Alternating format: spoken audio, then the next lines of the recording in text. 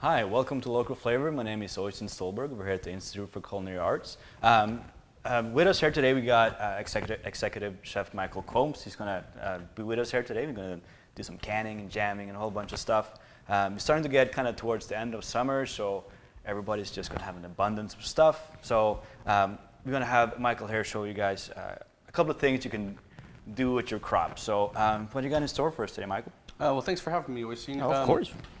Well, right now we have some tomatoes out of our garden. These are beautiful tomatoes. They don't look beautiful because they have a few blemishes here, but this actually shows that they're very ripe and they're ready to go. So they don't look like they do in the stores, but this is a good sign. These are wine or brandy wine tomatoes, which are very good tomatoes. They're an heirloom tomato.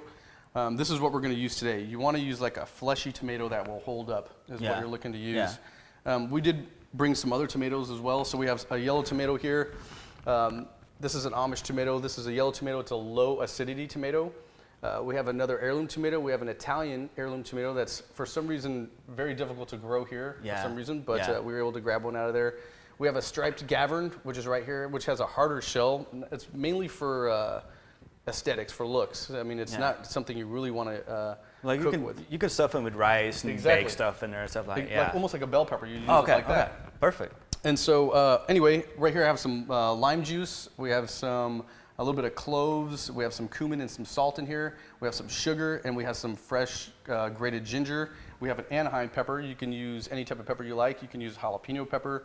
Anaheims aren't very hot, and this is what we kind of had in the garden, so this is what we'll be using today.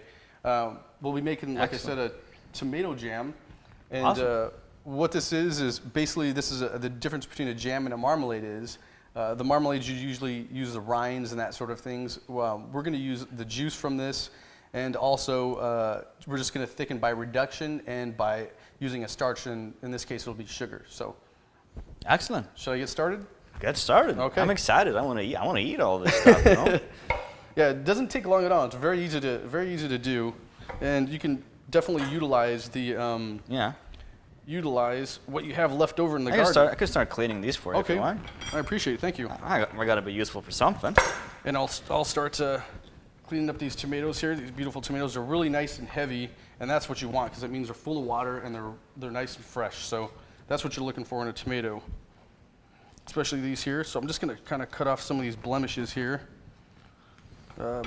It's not that they're anything really bad, but you don't really want that in there. And so I wash these up really well, just to make sure there's nothing on there, there's no bugs. And you got to look out, since these are organic in our garden, you want to make sure there's no bugs in here while you're cutting these up. So those things do happen.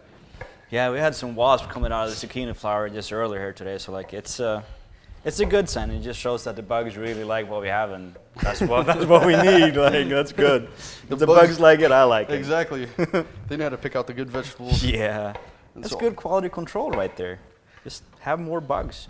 And so here, I'm just cutting these up. That's beautiful. It's just really rustic. You don't have to do anything crazy with them. You just kind of cut all the blemishes out. It doesn't have to be. Because it's all going to cook so long anyway, so it'll just break down. Perfect. You wouldn't even be able to. You wouldn't be able to tell what the knife cuts were anyway afterwards. Man, just look at that thing. Like, that's beautiful. It is beautiful, isn't it? Just the color on it, and look how much moisture is inside of it. It's just carrying a ton of water, which is excellent. That's what you want. I'm gonna cut these out here. Yeah, because like most tomatoes you see at the grocery store, like they're super firm, like there's just barely any juice in them at all, and it just kind of tastes like cardboard. Like they do. It's crazy amount of difference that when these are picked about an hour ago, and then the ones in the store has been like 3-4 weeks easily because they just kind of get picked underripe. But like, just look at this. Like, it's just, I just want a straw and just. Yeah, they should be really nice and sweet too. Yeah. They should be really nice and sweet tomatoes. These are, in my opinion, these are supposed to be one of the best tomatoes out there available. Well, for those of you who do decide to grow tomatoes, these are really good tomatoes. You should definitely try growing these. Yeah, but it's just a lot harder growing heirloom variety tomatoes, like because they're just a lot more prone to diseases and stuff like that. Like most tomatoes you see at the store, like they have been kind of crossbred to help fight diseases and stuff like that, but kills a lot of the flavor and the texture that you really want in tomato. Like these ones are hard to grow, but like once you do it right, like it's amazing. I got like 4 trees at home right now that are just going nuts. So. Okay, so all we're gonna do is we're just gonna add just everything in there, nothing crazy. So we're gonna add our lime juice, our spices, our sugar, and there's quite a bit of sugar. You can see, even though these tomatoes are nice and sweet, you definitely, and they're good for raw applications for sure. They're beautiful for raw applications, but this sugar is what's gonna help bind it. Normally you would have a pectin in there, is what you would have to hold it. But we're not gonna use a pectin. We don't really need to have a pectin, so. Yeah, because the sugar is going to just set with the juices and thicken it all, so it'll just be beautiful. And so, we're going to have to cook this down for, it'll take a little bit of time, about an hour and 15 minutes or so. So to a point to where it gets like a consistency of a jam that you would buy at home or anywhere else. So you're just going to give it a little bit of stir. You don't add any water to it. This will have, all this water is going to release, and it's going to actually have a lot of water in it. So you're going to have to reduce that down into a point to where it's like a jelly consistency. So I'd say like more coats the back of a spoon, maybe even a little bit beyond that. You don't want it really to turn the heat on very, very high, because you don't want it to start caramelizing, because it has all that sugar in there. So you want to kind of stay away from that. No browning. You don't want any browning or anything like that. Like you can probably kickstart it with a little bit of water and just let it evaporate if you're worried about it. You bet you could. You could even add wines in there. Oh, delicious. Yeah, you can add different wines in there if you like. A good white wine, a good sweet white wine, maybe. I'd say a dry or sweet to dry white wine would be good to add to it as well. And other herbs too. You can add basil to this, rosemary. Anything like that too.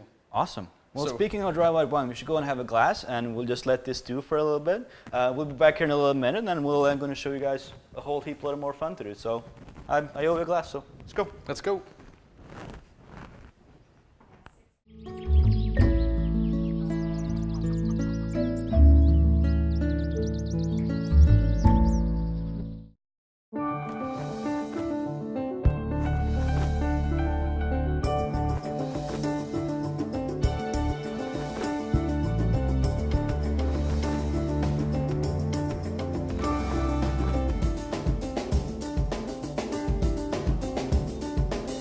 Whatever option fits best, Metropolitan Community College is focused on you.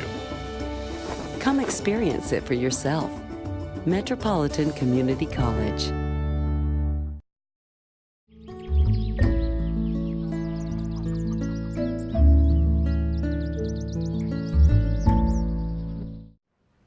Hi, then we're back here again at the Institute for Culinary Arts.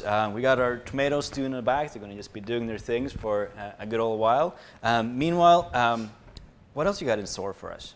Well, I thought about doing something fermented this time. Fermentation, is a process in which we turn carbohydrates into an alcohol. Except for we're not going to get that far. We're not going to turn this into an alcohol. Damn it!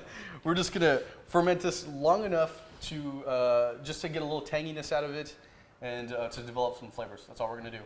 Awesome.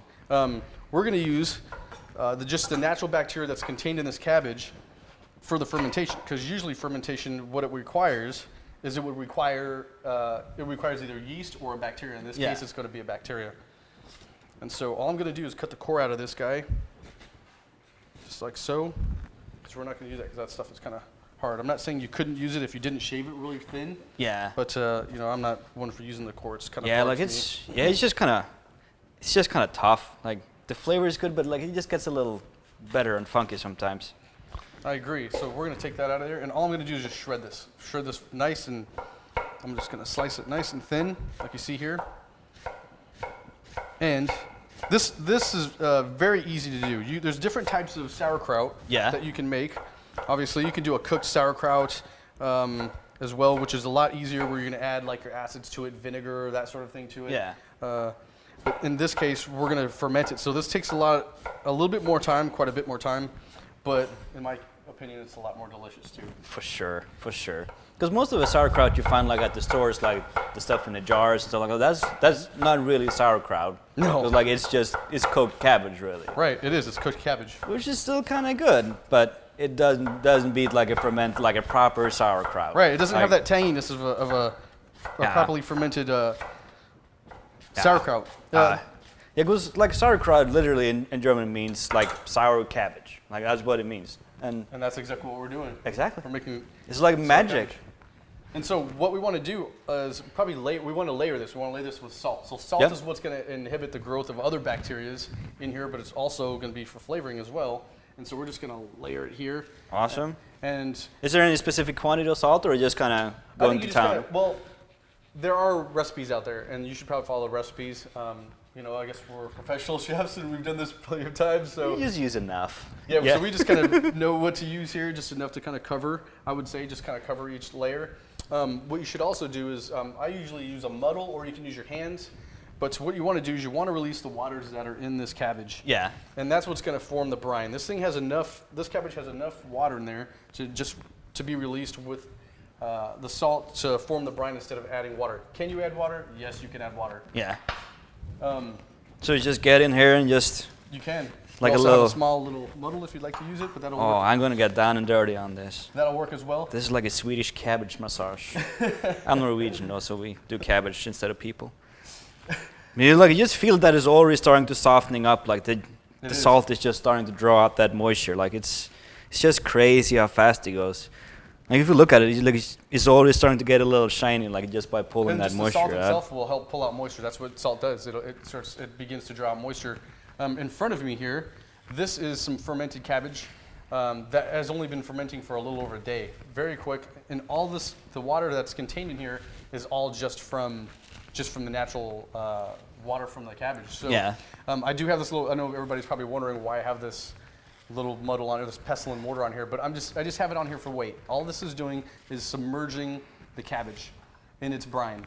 So if I keep it completely submerged in there, it won't go bad for quite some time. It'll keep it, it's completely salted over the top. What I want to do is keep this in a nice cool place, about 60 degrees. And you can keep it there for as long as maybe 3 weeks. Yeah. What we'll do, it'll start to bubble. And when it starts to bubble, don't be afraid of that. That's a good thing. That's when fermentation begins. And so what you'll do is you'll see a little froth on there. You're going to want to take the froth off and just kind of scoop it off there every now and then and just let it continue to ferment. When it stops to froth is when fermentation is complete. And that's when you can process it, you can can it, you can keep it in the fridge. If you want to, you can eat it right away. If you don't process it and you keep it in the fridge, you can keep it in there for maybe up to 3-4 weeks, even up to 6 months, depending on if it's completely submerged in the brine. Yeah. So depending on how much kind of sourness you want on the cabbage, you can pull it at different stages, pretty much. Exactly. That's exactly what you can do. That's awesome. So I guess we can. Yeah. So we got this one just kind of rubbed down with the salt right now. You see that it's starting to lose a lot of volume. So when we're starting this out, like over the next couple of days, it's going to keep shrinking kind of volume and just turning into more moisture. So like, do you suggest like getting into a smaller container just so it stays submerged? Exactly. That's what we had to do with this one. So you'll have to put in a smaller container to make sure there's enough water to cover it. Yeah. Like I said, you can add water, but you don't want something this large and have to add water. You really don't want to add water because it'll take away from flavor. And it'll just dilute the brine as well over time. So that's not something you really want to do, but you can do it. Yeah. And so once it does get to that point, we would probably use, I'm just using this where we have like something with a lot of weight on it. Yeah. So we would put that on top once it does get to that point where it starts to get really briny, and then we'll let it sit in a nice cool area at about 60 degrees. What makes us safe is that we're in controlled conditions. So about 60 degrees is where we want it to sit for about 3 weeks or so. And just make sure that whatever you're using as a weight, it's nice and clean. Like, so this bowl, we cleaned it off really well, because if not, you might start getting growth of some bad bacteria. And bad bacteria, I'm not sure if you heard, but they're bad. It is bad. So make sure you just clean equipment, clean hands, like the whole hoopla. But you guys already knew that. Okay, so what do you got over on the side over here? So over here, what we do is we have a few mason jars. Now what you want to do is you want to fill this with some just cold water and put your mason jars in there along with the lids and the rings that go around it. And so you want to boil these things for, first of all, you want to wash them first. Yeah. And you want to keep them you want to cover them with about an inch and a half of water. Yeah. And you want to boil them for about 10 minutes at a nice rolling boil. So what that's going to do is it's going to sterilize these jars. Because what we're going to do is we're going to put this food, these items that we're going to can in here in an anaerobic environment, which can inhibit growth, really bad things like botulism, for instance. So we want to keep that stuff away. So that's all we're doing right now is we're kind of boiling these things and getting ready to can. And I guess what would be the next segment is where we're going to start canning. Yep. And so I have a little rack over here just so I can basically take the water out of it and let it sit and let it cool before we fill these jars. And they got special tongs too that fits around the mason jars with like little rubber feet on them. And I recommend those, especially if you're not used to using. Well, they're very hot for one, but we're kind of used to using different tongs and whatnot, and we have like commercial gear here. But I definitely agree with Chef Westing that you should definitely use the rubber insulated tongs too. Yeah, because it gets a little hot, a little slippery, and if you start spilling hot water on yourself, you might get kind of hot. Yeah, not good. Yeah. The other thing you want to be careful is you don't want to shock these jars. So you don't want to put something cold in there necessarily, because if you put something very cold in there with a hot jar, you'll have some breakage. Yeah. It can even blow up. I've seen things like that. Oh, so you want to be really careful with those things. Yeah. I'm just going to pull out these here. It is okay to boil these for quite some time, so don't worry about it. Nothing's, even if you go over 10 minutes, I would say at least 10 minutes you should boil these jars. We have these little rubber seals here. I'm not going to touch them because right now they're sanitized. And so what these little rubber seals are going to do, and the reason why we keep them in here is because they're going to soften up. And once they soften up, they're going to, when we decide to seal these jars, they're going to create a hermetically sealed container, which means there's no air going to be able to be in these things, and nothing will be able to escape or enter. And it should be nice and sanitized and clean in the inside. And so then you would be able to hold these items for up to a year easily on your shelf without refrigeration. Yeah. So you can make like tomato sauces and stuff like that. You bet. And it'll just, that's awesome. The one thing you want to look for is when you do decide to do some canning is you should have a certain pH level. Like the pH is acidity level. So the lower the pH level, in our case, we want to be about 4.6%, and that's what's safe for retail sales and for home sales especially. If you want to sell stuff at a farmer's market and stuff like that, you just got to have tested recipes and stuff like that. And that's what I recommend. If you've never done it before and you want to sell, first you have to be process control certified to be able to do that. But you should be 4.6% for those for the acidity level, and it should be 12% water activity level. So you don't want to have a whole bunch of product in there with no water activity. So everything should be completely submerged is what I mean by water activity level. So those are really important things and guidelines to follow if you're ever going to do any type of canning or preservation for a long period of time. So if you are to do stuff at home, like just use recipes that are tried and tested. Exactly. And use legit sources like don't pull anything off a guy called Joe Schmo on the internet, because who knows, like you might end up with botulism and it might turn out very dangerous. So use true and tested recipes and you should be fairly safe. I would think so, and you're right. Botulism is probably the #1 bacteria you need to worry about. Yeah. As far botulism is naturally occurring, it is also in spores and soil, so it's everywhere. You probably consume botulism every now and then, but spores aren't going to kill you. It's when those things start to replicate and they release gases and toxins is when they start to really become something. But they need to be in anaerobic environments to be able to do that. And so it's terrible because that's what we're creating. Exactly. Is anaerobic. And so you got to make sure that these things are definitely sanitized and everything is clean before you start canning. You just blew my canning mind. That's awesome. So we're going to go on a quick little break. We're going to show you guys how to make some pickles here in a little bit, so how you would can and all that fun stuff. So just stay tuned and we'll be back here in a little second.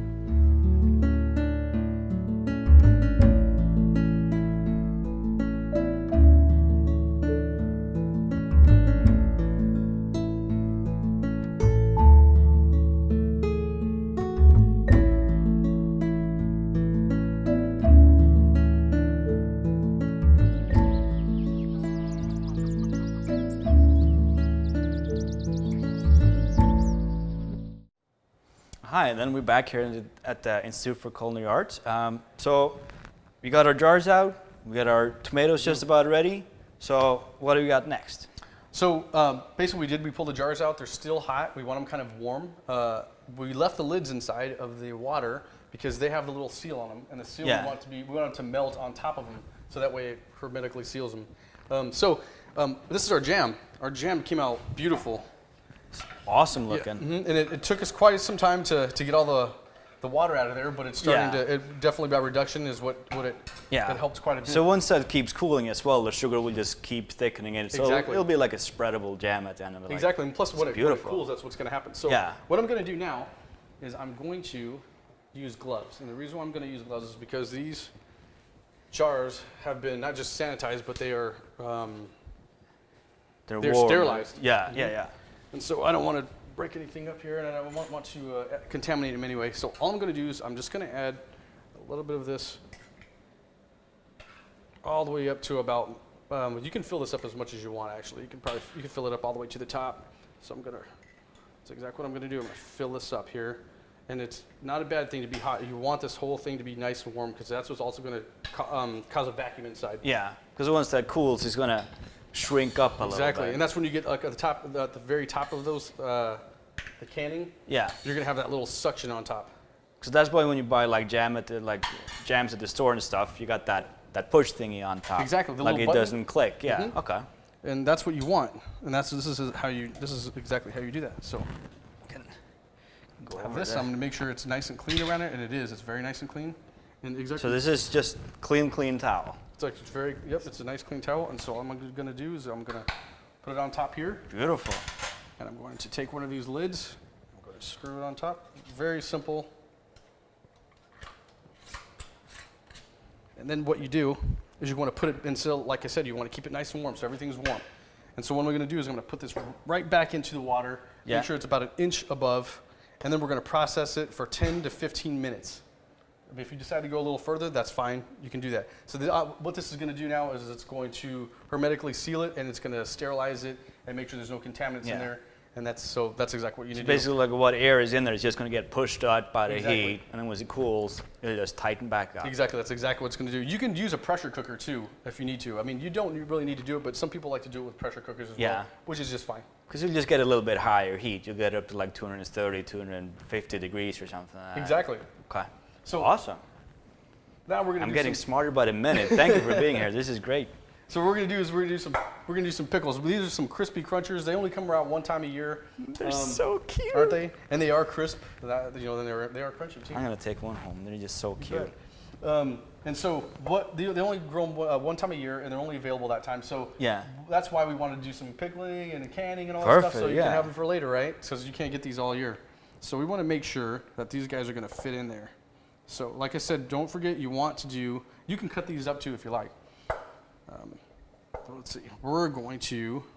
Does it matter if you got whole ones and cut ones in the same jar, or does it just take so long that it won't matter too much? I don't think it'll matter much, but in my opinion, anytime I try to do any type of cooking, and I'm sure you're the same way, I like to Have it everything's- consist. Yeah, exactly. yeah. Because that means everything cooked at the same time. Yeah. And so I'm just going to add some garlic. I'll probably add a piece of garlic in there. I'm going to add some fennel seeds in there. And we actually have a little bit of sugar and salt that we have in here. Follow your recipe. And we're going to add this to some vinegar and water. Just follow your recipe. So Awesome. that's So you're gonna just create heating up pickle. the water and the vinegar just to kind of get all that dissolved and nice and hot. and Exactly. Beautiful. We'll give it a little bit of stir here. And this has been going, so it's already hot, Yeah. which is perfect for what we need. So, don't forget, you need to have 12% water activity in here, so you don't want to get too crazy with this. And so we're going to also put a nice piece, fresh piece of dill in there that we got out of the garden. And you can put anything else you like in there. If there's something, Yeah. you can put pickling spice in there too, Yeah. which I like using pickling spice. As long as you kind of keep the acid to water ratio, Exactly. seasonings, you can go crazy. Exactly. That's good to know. This is the important thing. The important thing is having the water activity, the water and the acid, and Yeah. the salt and the sugar. Those Yeah. are important. Now, whatever else you want to add in here, you can pretty much go and. So you go can for do it like with it. pepper, like as long as you're not adding in anything that contains a crazy amount of water or less water. Exactly. Okay, perfect. That's exactly what we're So looking you're for. going to be adding like pepper flakes and just, You bet. If you like them spicy, Awesome. exactly. Add some pepper flakes to it. oh, So all I'm going to do is I'm going to fill this up here. And don't forget these jars are warm, okay? Because you don't want these really cold jars because they'll probably break right in my hand. that would be kind of bad, I think. Yeah, that wouldn't be good at all. And so what I'm going to do is I'm going to make sure these are completely submerged. They are. Beautiful. And I'm going to pull out another lid, which I've been keeping in here because I want to keep that little ring soft. Let's see, we have a little ring on this side. That's the side you want to put down. It's beautiful. So we'll grab it here again. And we'll give it another cover again, nice and tight. You don't want to over tighten this because things, air is going to release and all those things as it cools down. And so you don't want to do it huge, just because if you tighten it too much, the air is not going to be able to escape there. So you just want just like 2 fingers, three fingers tight. That's all you gotta do. And we're gonna. What if you got really big fingers? Do you got to tighten? Like 1 finger. Yeah, like a little disc jockey going on. You could do that. And so that's beautiful. Yeah, we're gonna let those process in there for another 10 to 15 minutes. Yeah. And you'll have pickles. Awesome. So basically, once they've been sitting for a while, it'll basically turn into this, right? Like this one been sitting for a month, you were saying? It has a month. He's been sitting for a month. Beautiful. And as you can see, they're completely covered by the brine or the pickling solution, which is important that you have those things. So nothing else is kind of sticking out and it doesn't go bad. You want it to be completely submerged. So you can fill this up all the way to the top if you like. I would kind of recommend it. But as you can also see, there's enough space for the liquid to get around. So there's not so many pickles in there to where there's not enough liquid. So everything is submerged and everything is in contact with the liquid, and that's what's very important, these pickles. So it's beautiful. Yeah, and you can serve these with, you can serve with anything. A lot of people like pickles, and they're very easy to use. So sandwiches you can use them with, charcuterie, we serve them with charcuterie all the time. Oh, it's delicious. And you deep fry them? Exactly, you can deep fry them.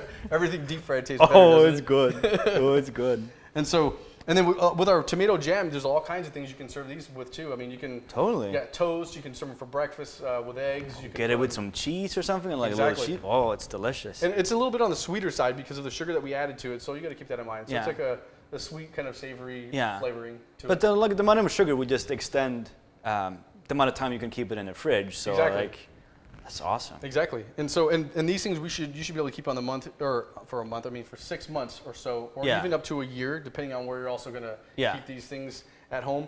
And just because they're canned doesn't mean you can put them in the heat. Doesn't mean you can you can do anything like that or kind of abuse them. They still have to be in cool environments and preferably in dark environments. So you still got to treat them with care. Yeah.